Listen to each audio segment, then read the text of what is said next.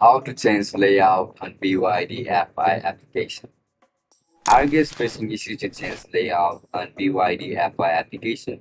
If that's so, then this video might help you out. Without further ado, let's dive into the video. First of all, open BYDFi application on your mobile device.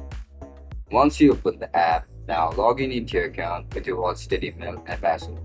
After you get logged in, now just simply tap on this more icon. After you click on it, you can see this option for setting. Tap on it.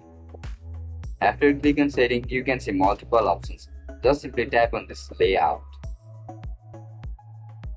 After you click on layout, you can see the option for order on the left and order on the right. Just select the one according to your preference. If you want to change the order to the right side, just simply tap on it. Now click on save. And that's it guys.